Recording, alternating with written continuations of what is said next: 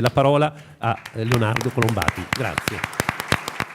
Sono io a ringraziare te, Francesco, per averci ospitato in questo posto così bello. Io dirò soltanto una parola, cioè abbiamo qua, non abbiamo difficoltà di attribuzione, abbiamo qua il vero Sandro Veronesi, il vero autentico, direi sono abbastanza certo di ciò, e per introdurlo passo la parola al vero e autentico Emanuele Tre. Qui tra tutti autentici anch'io sono così ansioso e curioso di sentire la lezione di Sandro che mi limito a presentarlo. Volevo solamente dire che per me, Leonardo, che abbiamo iniziato questa scuola qualche anno fa in un percorso in cui assieme a tutte le persone che poi vengono da noi i lavori si inventano strada facendo.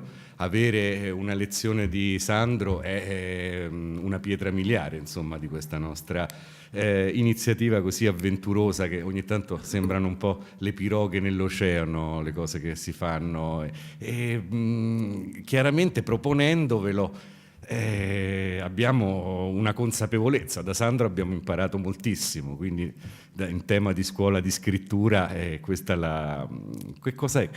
Il racconto perfetto ve lo dirà Sandro Veronesi, quindi non vi aspettate da me nessun tipo di anticipazione o, come si dice oggi, di spoiler. Io vorrei dire una cosa, perché Sandro mi sembra proprio il docente platonico quasi per inaugurare questa serie di Lectio Magistralis in un posto così come l'Accademia di San Luca, perché ha due doni contraddittori quando parla di queste cose. Adesso parlavamo di un suo splendido articolo uscito sul supplemento del Corriere qualche domenica fa su un'opera che è l'Hotel California degli Eagles, ma è l'ultimo di una lunghissima catena di suoi ragionamenti. Ecco, appunto, io non li chiamo analisi, non li chiamo saggi, penso che sia il ragionare. Questi due doni che rarissimamente riescono a convivere nello stesso cervello sono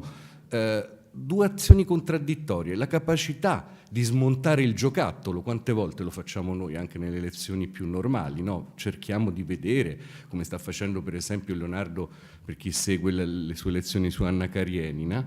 Però questo smontare il giocattolo non deve essere poi una rovina, che rimangono i pezzi così. Bisogna, mentre si smonta, avere il senso poetico del fatto che quella cosa funziona, che quella cosa illumina, che quella cosa rende la vita felice, insomma. E questo è veramente difficile. Adesso ci chiediamo, no, io lo so, vi chiederete tutti qual è il racconto perfetto. Non mi resta che ringraziare Sandra, è un grande onore per Molly Bloom. Speriamo che non sia una singola esperienza, che nel futuro questo rapporto potrà stendersi su un calendario, diciamo, e non mi resta che ringraziarlo a nome anche di tutti voi, immagino.